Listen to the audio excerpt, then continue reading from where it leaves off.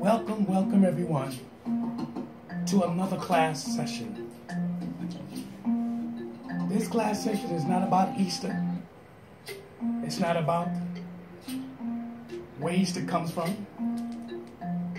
It's not about who rearranged things. This class is based on this documentary here, Hidden Colors 4. Remember, we had class on Hidden Colors 4 before. This is about the religion of the white supremacy. Religion of white supremacy. The reason why I'm bringing this class up again, because we wasn't finished. But we need to reconstruct, we need to break down what does white supremacy means. Because a lot of you do not know white supremacy. A lot of you do not understand white supremacy. A lot of you do not know because you don't care to know. Or some of you just into the way the world is. And quite frankly, to any melanin person that's out there that's watching this video, I hope you get a better understanding. I hope you get a better concept how the world is working. Now you might be working, you think you're working on the inside or the outside the way the world is. No. You just happen to be one of the fortunate ones that's surviving this madness. Because it's all an illusion. The things that we do, the things that we get, and we see a lot of rich, melanated people. The melanated people have been rich all their lives. Now, I use melanated people because I told y'all in my post before, and probably in some of my videos, I'm getting tired of using the word black. Like if that is really identification. It is not identification. That's not who we are. We need to stop saying black. Black is the color. Like this CD. This DVD, excuse me. Like this DVD holder. It's black. Now what I want to do, or further ado, is get into Hidden Colors 4. Because it's more about you learning. And then I will break down, or we will break down together.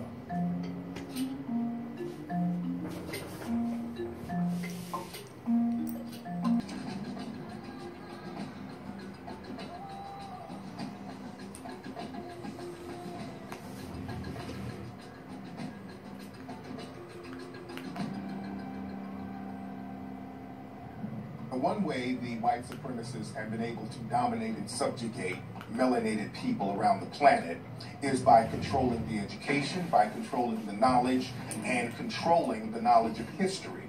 Because if you don't know yourself, you don't know how to empower yourself. If you don't know your history, you won't know your future. And the white supremacists have been very meticulous in erasing the history of African people and inserting themselves into that history. The Greeks were the last race of people that the Egyptians passed the arcane knowledge on to.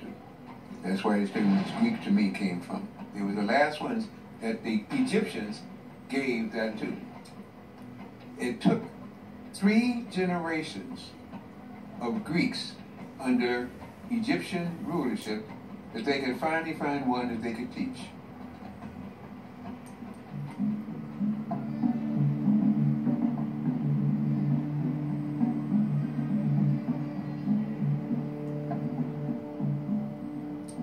Now the Egyptians call their land Kemet, and they use a piece of charcoal, a burnt piece of wood as charcoal, to symbolize what they mean, the blackest black. And all of their carvings of themselves, they paint their skins dark brown or black. They have white paint, red paint, yellow paint, but they paint themselves blacks. How anyone in the world, with so much information available for the public to see, can even be under any illusions that the Egyptian was even light-skinned? Just when you look at climate and weather, if you go to Egypt, you will notice that the weather is quite hot. And you will notice that it is almost impossible to be able to be outside dressed the way the carvings on the walls are as it relates to the people. Because you would get melanoma before we even knew melanoma existed. So they could not have been depigmented or less pigmented. They had to have been heavily pigmented. So what we have then is various eyewitness descriptions where people visited Egypt and they left an account of the Egyptians in their texts.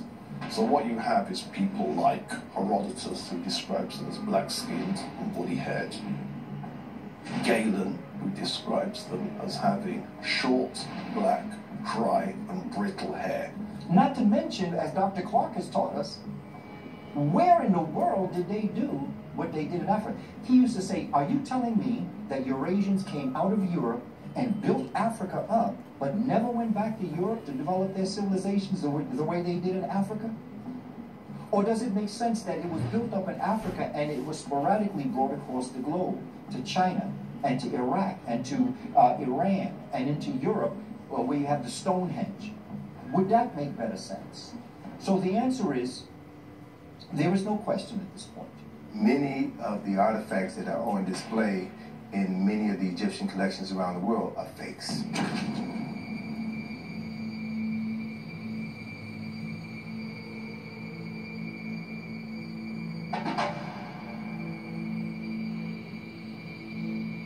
The Nefertiti statue is of doubtful authenticity. That's a posh way of saying it's almost certainly a fake.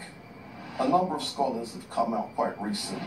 Henri Sterling in Switzerland, he's come out and said, listen, this is a 100-year forgery. If there is hundreds of paintings of Nefertiti and all of them are black, all of the statues in the Cairo Museum of Nefertiti is black, only this one little white statue in Germany is white. Something's wrong with that picture. Marx was instructed to use the face of Ludwig's wife, Emily Bouchard.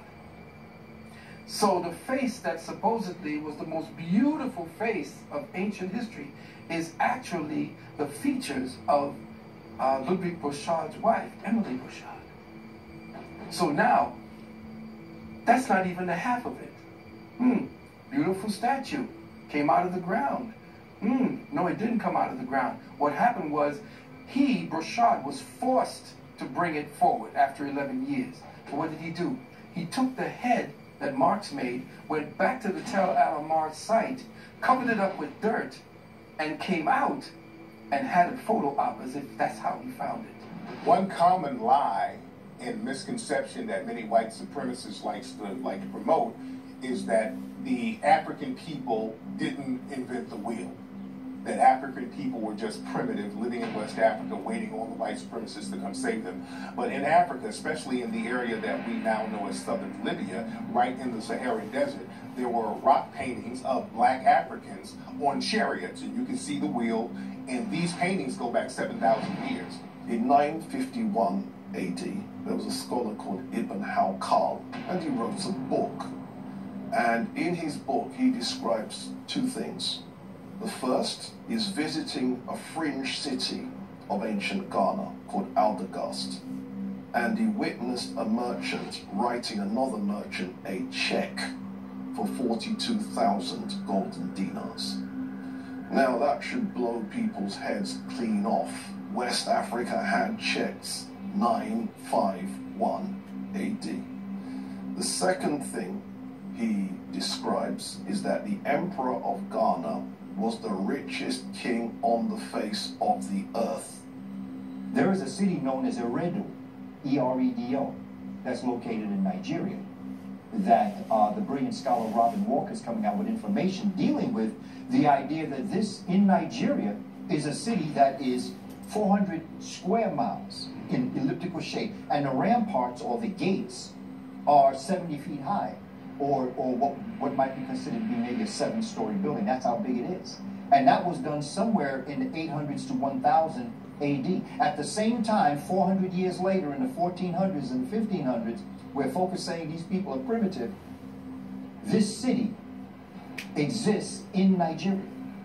Once Britain burned the palace and they colonized the region and then renamed it Nigeria, it wasn't called that before, they did not permit the Oba, that's the emperor of Benin, to rebuild the palace.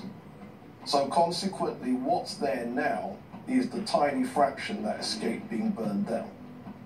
We look at cities that were larger than cities in Europe at that time. We look at cities that had the equivalent of ancient skyscrapers, buildings that were 4 or 5 stories tall. We look at cities with streets. We look at cities with sewer systems.